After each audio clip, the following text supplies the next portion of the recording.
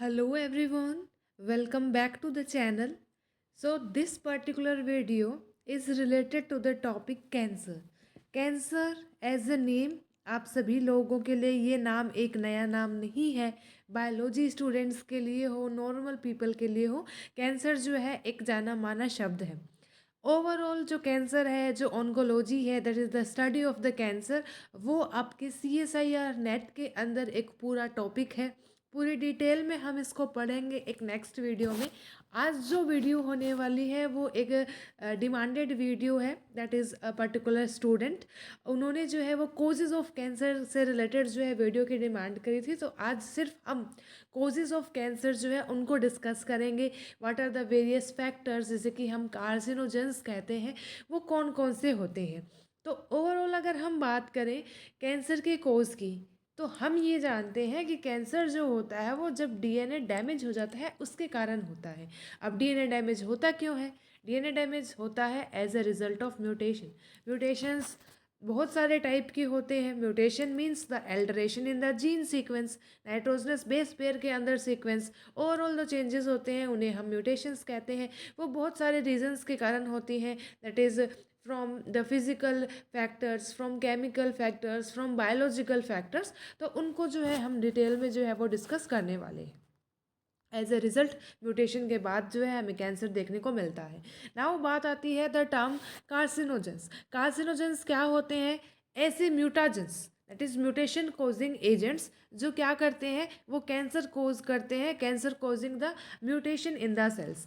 अब हमारी बात आ जाती है कार्सिनोजेंस की, कि कार्सिनोजेंस जो होते हैं वो कितने टाइप के होते हैं और उनके जो है पर्टिकुलर फिर एग्जाम्पल्स हम देखेंगे। फर्स्ट अगर हम देखें, दो टाइप के कार्सिनोजेंस हमें देखने को मिलते हैं, that is the physical agents and the chemical agents. दोनों के अंदर अगर हम फिजिकल एजेंट्स की बात करें तो फिजिकल एजेंट्स कौन से होंगे? इनके अंदर एग्जाम्पल सबसे पहला जो है वो देखने को मिलता है, that is of radiations. Radiations जो होती हैं वो क्या करती हैं? वो डीएनए को डैमेज करने का काम करती हैं। रेडिएशंस जो होती हैं वो दो तरीके की होती हैं। एक होती है आयनाइजिंग रेडिएशंस और दूसरी होती है non ionising radiation. Ionising radiations जो होती है इनका एनर्जी लेवल थोड़ा ज़्यादा होता है।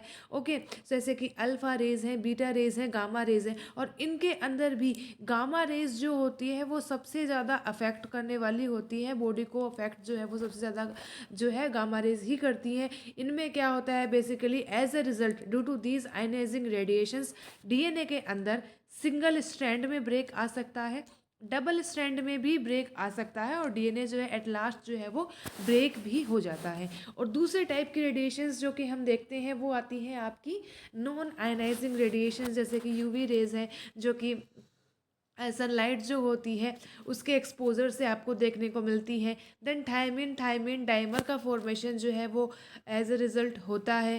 प्लस एग्जाम्पल की अगर हम बात करें कि यूवी रेस से कौन सा कैंसर जो है वो देखने को मिलता है, तो स्किन कैंसर जो है वो देखने को मिलता है। उसमें भी बेसिकली जो जीरोडर्मा पिगमेंटोसम जो है वो इसे कहा जाता है।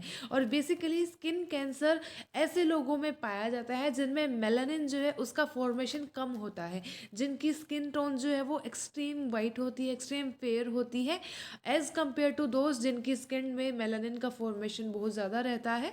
तो वो उनके लिए एक प्रोटेक्टिव, एक बैरियर की तरह जो है वो एक्ट करता है। So that is the case here. अब हम बात करते हैं mutagens, that is the chemical mutagens. कौन कौन से केमिकल होते हैं जो कि कैंसर कोजिंग नेचर के होते हैं? इनमें सबसे पहले हमारा आता है एक base analogue, that is 5 bromo uracil. Then कुछ अल्काइलेटिंग एजेंट्स होते हैं, that is EMS, ethyl methyl sulphonate. तो ये क्या है? ये भी एक केमिकल है जो कि कैंसर कॉजिंग है। देन डीएमिनेटिंग एजेंट्स होते हैं जिनमें हाइड्रोक्सिलमीन जो है उसका नाम जो देखने को मिलता है। ऑक्सीडेटिव एजेंट्स होते हैं, और इनमें भी कुछ रिएक्टिव ऑक्सीजन स्पीसीज होती हैं, जैसे कि H2O2, hydrogen peroxide, OH negative, ozone. तो ये सारे कैसे नेचर के होते हैं? ऑक्सीडेटिव एजेंट्स जो है ये जनरली होते हैं। इंटरकैलेटिंग एजेंट्स की अगर हम बात करें तो इनके अंदर जो है वो इथिडियम ब्रोमाइड है, एक्रिडिन ऑरेंज जो है और बेंजोपायरिन जो है, इनका जो है इफेक्ट देखने को मिलता है। बेंजोपायरिन माना जाता है कि लंग कैंसर जो है कोज करने में इनका रोल जो है वो देखने को मिलता है। एफ्लेक्टोसिन बेसिकली क्या होता है, वो एस्परजिलस जो फ्लेवस है उसके द्वारा रिलीज़ किया जाता है, और ये पीनट्स जो है मतलब मोइस्ट कंडीशन जहाँ होती है उनके अंदर ये प्रेजेंट होता है। म्यूटेशन जो है ये कोज करते हैं, और म्यूटेशन भी किस टाइप का, ट्रांसवर्जन टाइप का म्यूटेशन जो है वो कोज करते हैं। That is the structural changes जो है क्रोमोसोम में, आपके डीएनए में जो देखने को मिलते हैं, वो केस यहाँ आपको देखने को मिलता है। बायोलॉजिकल एजेंट्स की बात करें तो हम देखते हैं कि बहुत सारे ऐसे वायरस हैं जो कि कैंसर्स कोज करते हैं। वायरस जो है अब इनको भी दो कैटेगरी में डिवाइड किया गया है। That is the DNA genome virus, और एक होता है जिनमें आरएनए जीनोम जो है वो प्रेजेंट होता है। ऐसे कौन से वायरस है जिनमें डीएनए जीनोम प्रेजेंट होता है, तो हेपेटाइटिस बी वायरस है जो कि लीवर कैंसर को कोज करता है। देन पैपिलोमा वायरस है जो कि सर्वाइकल कैंसर कोज करता है। Then later on herpes virus है, वो हर्पीज़ वायरस जो है वो कौन कौन सी कैंसर कोज करता है, that is the Burkitt's lymphoma, nasopharyngeal carcinoma, Kaposi sarcoma. तो ये सारे नाम जो है आपको बेसिकली ध्यान में रखने होते हैं, याद रखने होते हैं। और आरएनए जीनोम वाले वायरस जो होते हैं, जैसे कि हेपेटाइटिस सी वायरस है, वो भी लीवर कैंसर कोज करता है। रेट्रोवायरस है, दैट इज़ ह्यूमन टी लिम्फोसाइटोट्रोफिक जो है ये वायरस होता है। तो ये क्या करता है, बेसिकली एडल्ट टी सेल जो ल्यूकेमिया है उसको कोज करने का काम जो है ये करता है। और अगर एग्जाम्पल की अगर जैसे हम बात करें बैक्टीरिया का केस देखें, तो बैक्टीरिया में हीलियोबैक्टर पाइलोरी होता है जो कि स्टमक अल्सर जो है वो उसको कोज करता है।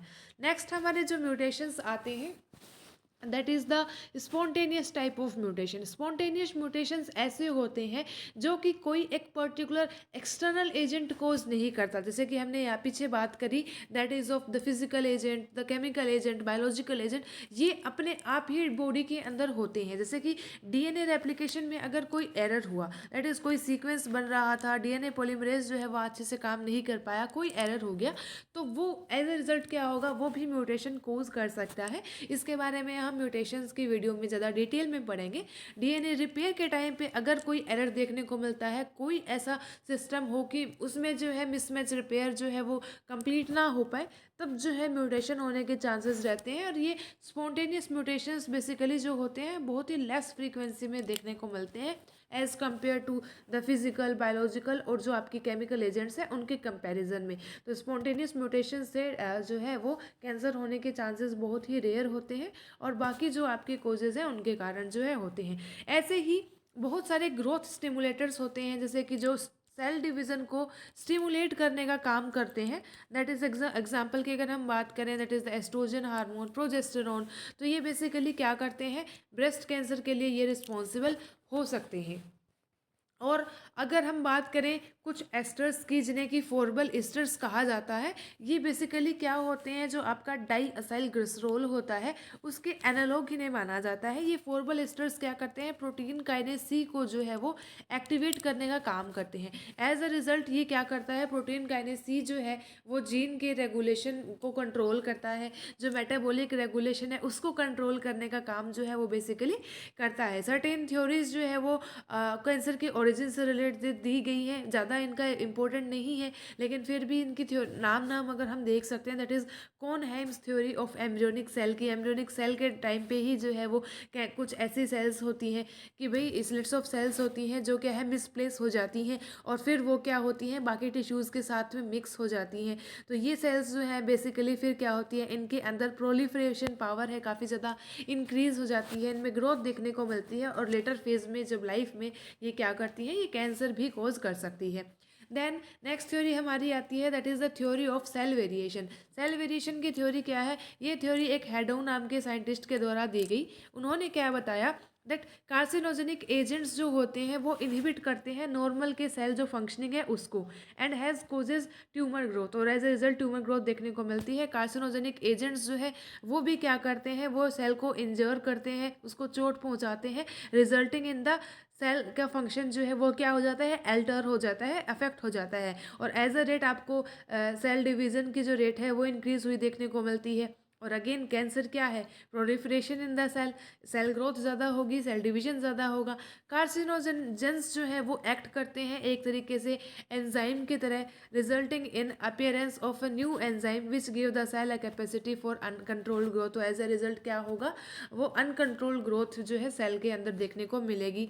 देन वारबुर्ग 1956 में उन्होंने क्या बताया कि टीसीए साइकिल के अंदर डिफेक्ट आने के कारण जो है वो एक और कारण है कैंसर का। उन्होंने ये सजेस्ट किया कि भाई injury to the cellular respiratory apparatus, अगर उसमें इंजरी होती है सो एज अ रिजल्ट क्या होता है, chemicals producing the cancer are suppose to affect the aerobic respiration, जो आपकी टीसीए साइकिल है सेल की, उसको वो अफेक्ट करते हैं, रिजल्टिंग इन क्या होगा, elimination of small amount of energy.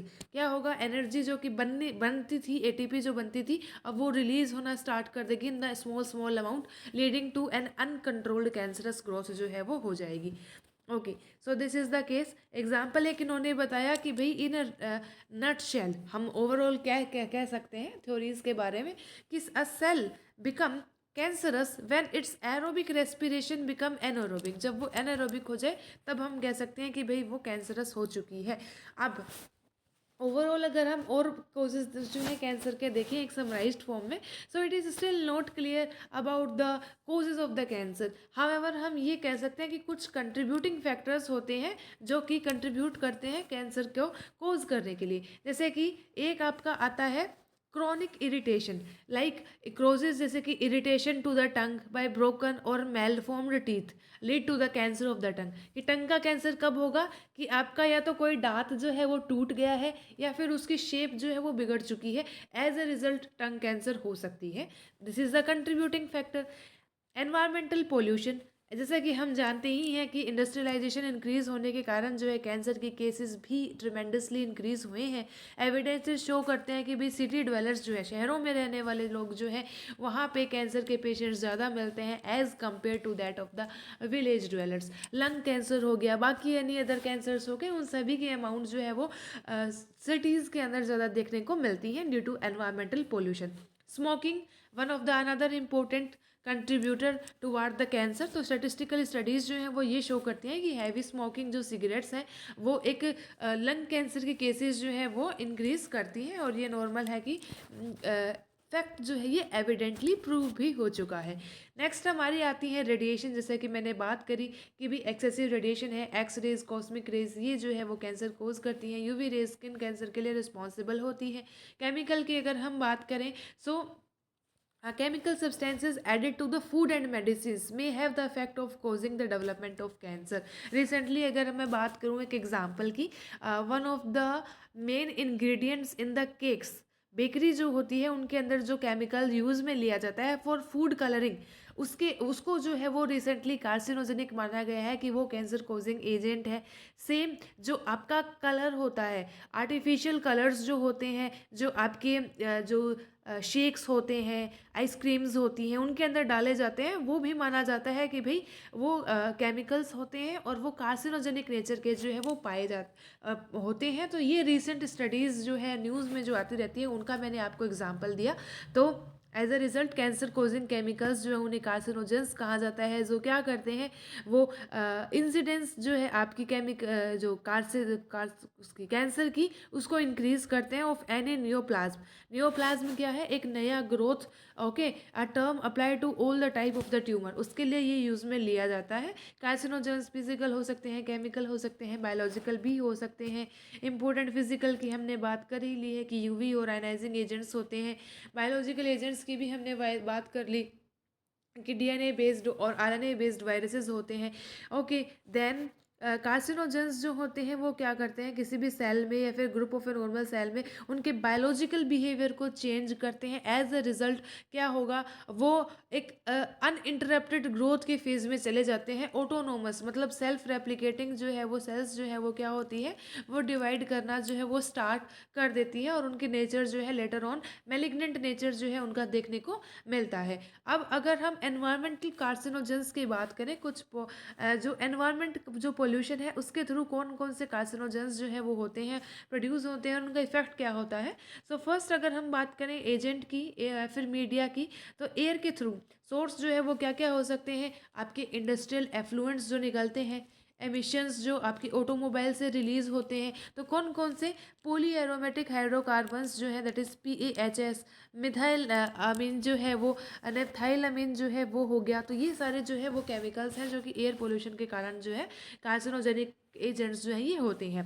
Next हमारा अगर वाटर पोल्यूशन की बात करें, अगेन इंडस्ट्रियल एफ्लुएंट्स हैं, ड्राई क्लीनिंग जो सॉल्वेंट्स होते हैं, लेबोरेटरीज़ के एफ्लुएंट्स जो है वो जाते हैं, पेस्टिसाइड्स जो है वो सोयल से जाते हैं। तो PAHS तो हमारे हो गए, DDT, देन विनाइल क्लोराइड, ये सारे केमिकल्स जो है वो वाटर पोल्यूशन के थ्रू जो है एनवायरनमेंट में जाते हैं। देन सोइल की अगर हम बात करें, पेस्टिसाइड्स हैं, DDT है, BHC है, ओके, बेंजोअमीन है, तो ये सारे हो गए। फूड की अगर हम बात करें तो beef, fish, meat, vegetable, okay, growing के थ्रू पेस्टिसाइड्स होते हैं, तो नाइट्रोसामीन्स हैं, सेफ्रोल है, ट्रिप्टोफैन P1 है, P2 है। तो ये सारे केमिकल्स जो है वो सोयल पोल्यूशन के थ्रू जो है वो कंट्रीब्यूट किए जाते हैं।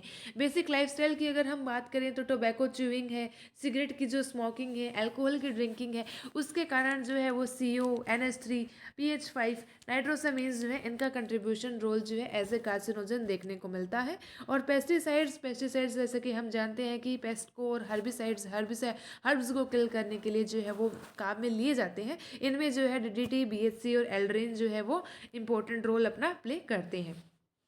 कुछ केमिकल फैक्टर्स होते हैं जैसे कि अगर केमिकल और मेडिसिन में जो है इनको रोल देखने को मिलता है, जैसे कि निकोटिन है, ग्वानिन है, हाइड्रोक्सी यूरिया है, ओके, देन अल्कलॉइड्स हैं, कैफीन है, मोर्फिन है। कमर्शियल टॉक्सिकेंट्स की अगर हम बात करें तो इंसेक्टिसाइड्स हैं, फंगिसाइड्स हैं, हर्बिसाइड्स हैं, ये भी कार्सिनोजन की तरह एक्ट करते हैं। हैवी मेटल जैसे कि methyl mercury, elemental mercury, strontium, selenium, ये सारे हो गए। एंटीबायोटिक्स जैसे कि हमारी पेनिसिलिन है, टेट्रासाइक्लिन है, स्ट्रिप्टोमाइसिन है। Alcoholic beverages that is foetal alcoholic syndrome, एक फीटल हेल्थ जो है वो इल अफेक्टेड होती है by the heavy consumption of alcohol by pregnant mothers. अगर वो कंज्यूम करती हैं तो वो काफ़ी ज़्यादा अफेक्टेड होते हैं, तो ये केस देखने को मिलता है। डाइटरी डिफिशियंसी के कारण दैट इज़ अगर vitamin A, D, E, okay, इनकी कमी है, स्कॉर्बिक एसिड की, थायमिन की, निकोटिनामाइड की, फोलिक एसिड्स की, zinc, magnesium, manganese, calcium and proteins की, तो उसके कारण भी जो है कंट्रीब्यूटिंग फैक्टर्स की तरह ये एक्ट करते हैं। कुछ विटामिन जैसे कि अगर उनकी एक्सेस हो जाए, जैसे कि विटामिन A है, निकोटिनामाइड है, तो एज ए रिजल्ट ये भी कंट्रीब्यूटिंग फैक्टर होते हैं कैंसर के लिए। Hormonal deficiency that is insulin, thyroid hormone, hormonal excess अगर हो जाए, कोर्टिकोसोल है, हाइड्रोकोर्टिकोसोन है, थायराइड हार्मोन है, वासोप्रेसिन है, इंसुलिन है, एंड्रोजन है, एस्ट्रोजन जैसे कि हमने बात करी थी, okay. And at last the cosmetics that is vermilion talcum powder, इनके अंदर जो है वो अनहाइड्रो मैग्नीशियम सिलिकेट जो है उसको यूज़ में लिया जाता है। परफ्यूम्स, और परफ्यूम्स में भी जिनमें मिथाइल इथाइल पेप्टोन जो है वो हो। हेयर डाइज हो गई, नेल पॉलिश रिमूवर जो है टोलुइन जो बेसिकली होता है, और नेल इनेमल जो सब्सटेंस आपकी नेल पॉलिश जो होती है, वो सब जो होते हैं वो एक्ट करते हैं एज द केमिकल्स जो कि कार्सिनोजेंस होते हैं, कैंसर कोजिंग होते हैं। फिजिकल फैक्टर्स की हमने पहले बात कर ही रखी है, X-rays, microwave, ultrasound, radiations, temperature and the noise. Biological factors that is bacteria and virus, again rubella, syphilis, gonorrhoea, okay, then हो कोलेरा वायरस। सो ये ओवरऑल हमारा टॉपिक हो गया that is related to the causes of cancer. Causes of cancer जो है उसके अंदर हमने the biological, the physical and the chemical agent सारे पढ़ लिए हैं। So yeah this is all about the causes of the cancer. Full video जो है वो कैंसर से रिलेटेड जल्द ही आएगी, जैसे कि हम जो है 1 बाय 1 हमारा टॉपिक स्टार्ट करते जा रहे हैं। So yeah that's all for today, thanks for watching. Video पसंद आए तो please do like, share and subscribe to my channel. Thanks for watching.